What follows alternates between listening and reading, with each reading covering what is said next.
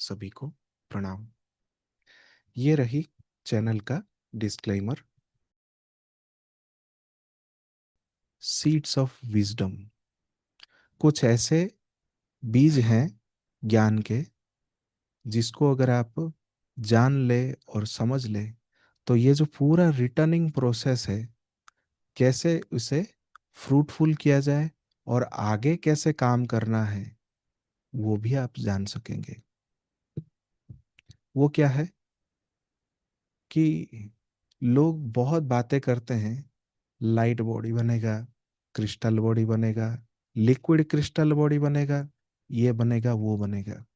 तो सोलारा ने यहाँ पे एग्जाम्पल देकर कहते हैं कि कुछ लोग तो सजेस्ट करते हैं कि आपको स्पेशल फूड खानी चाहिए, वेगन फूड खानी चाहिए, दिन रात एक्सरसाइज करनी चाहिए, या तो कुछ ऐसी जगह का खोज करना चाहिए जहाँ पे शांत होकर मेडिटेट किया जाए, या तो कुछ लोग ये भी सजेस्ट करते हैं बुक पढ़ो और लाइट बॉडी का एक्टिवेशन हो जाएगा। तो सोलर है वहां पे हंसकर बोलते हैं कि मनुष्य को पता नहीं है, जो स्टारी बीइंग्स है, जो मनुष्य के रूप में है, वो ऑलरेडी लाइट बॉडी को धारण कर चुके हैं, करके ही यहाँ आए हुए हैं। जो लाइट बॉडी आपका व्हीकल बनेगा इस धरती से निकलकर उच्च स्तरीय जो चेतना का जो स्वरूप है उसमें एकत्रित होने के लिए या उसमें लीन होने के लिए, we are wearing it already. जो लाइट बॉडी है वो हमने ऑलरेडी धारण कर रखा है। No time is the measurement on the other side of doorway. समयहीनता या तो समय ना होना उस डोरवे के पार का जो रियलिटी है उसका मेजरमेंट है। उसी को ही सोलारा ने कहा टाइमलेसनेस। समय ना होने का जो स्थिति है वो है नई वास्तविकता का मूल मापदंड है। It's all under a template of no time. जो नई वास्तविकता है उसका जो टेम्पलेट आधार है वो है नो टाइम। इसी के लिए तात्सु ने भी आपको वर्कशॉप में ज्ञान दिया क्या, कि लोग सोचते हैं कि मैं समय टाइम एंड स्पेस के बाहर चला जाऊं, मैं वहां चला जाऊं, मैं यहाँ चला जाऊं, मैं इस डायमेंशन में चला जाऊं तो समय से मुक्त हो जाऊंगा।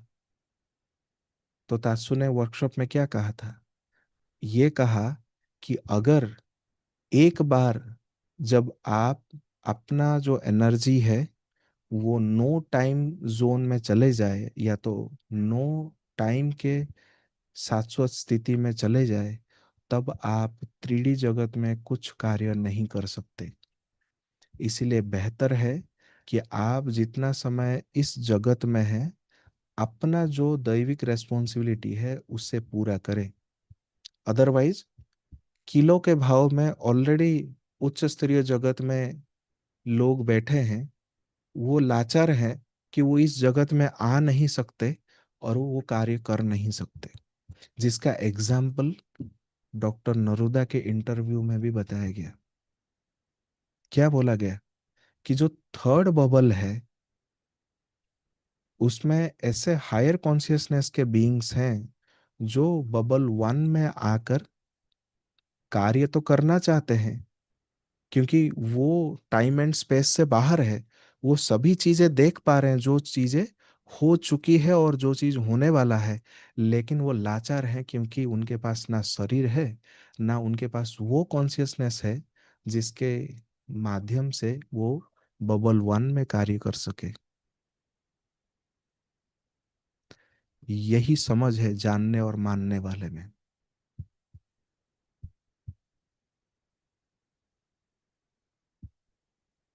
कि आप चीजों को ठुकराते हैं या चीजों को कनेक्ट करके देखते हैं, समझते हैं कि आपको किसके ऊपर कार्य करना है। नहीं तो डिसमेंटल करते करते आप खुद कब डिसमेंटल हो जाएंगे वो भी पता नहीं चलेगा।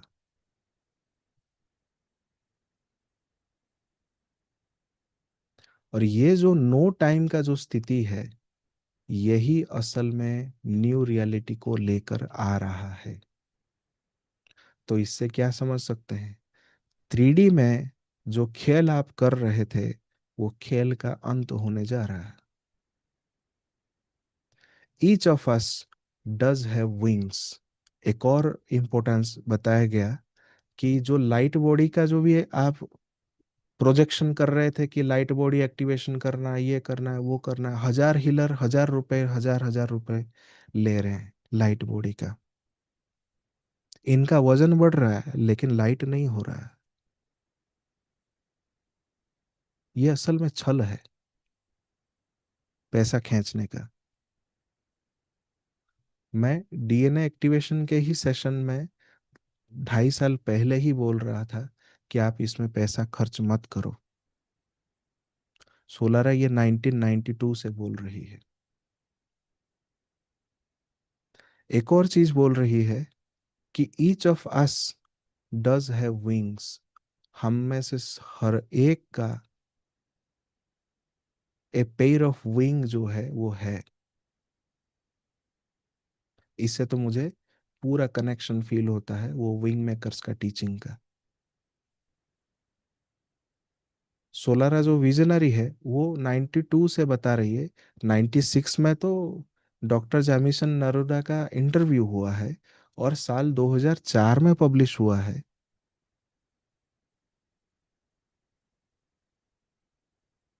और ये 92 में ही वो बोल रही है कि सभी जो स्टारी बीइंग्स हैं जो मनुष्य के रूप में हैं, उनके पंख हैं नेचुरली। वो भी कहीं से लाकर स्क्रू नट बोल्ट लाकर फिट नहीं किया है। वो बोल रही है कि जैसा आपका नाक आपके बॉडी के साथ आया है, एग्जाम्पल देख कर कह रहे हैं, वैसे आपका विंग्स भी आपके साथ ही इस धरती पर अवतरित हुआ है। तो आप किसी एंजल को क्यों महान बोलते हैं? खाली वो फोटो में सुंदर दिखता है, और आप खुद को हीन मानते हैं कि आप भौतिक चक्षु से उसे देख नहीं पाते हैं। ये सभी जानकारी, जान ज्ञान जानकारी और ज्ञान सुनने और समझने के बाद हम में कोई इस यात्रा में पीछे इस द्वैत की दुनिया में तो नहीं रहना चाहेगा। ये सोलारा का खुद का वाक्य है।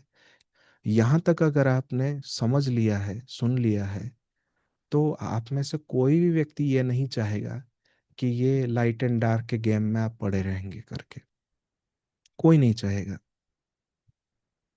तब सोलारा एक और इम्पोर्टेंट रिमाइंडर देते हैं। आपको इतना याद रखना है, हर कल्प में यह द्वार केवल एक बार खुलता है।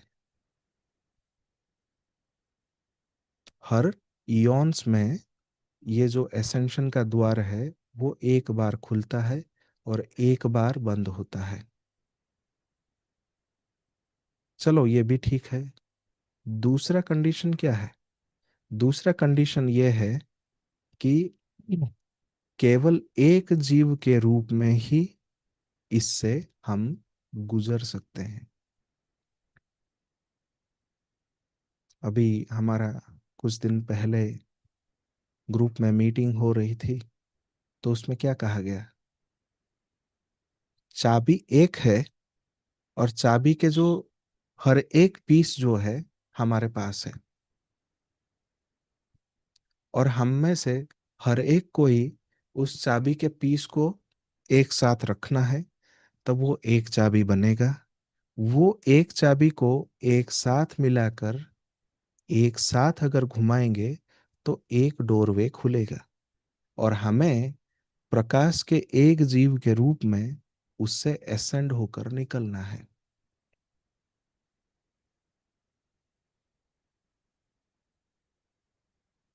मैं जब पुराने ग्रुप से निकाला गया, उसमें भी एक मेडिटेशन करवाई गई थी जो हमारे ही विजुअलाइजेशन से था कि सुई के एक नोक से निकलना है।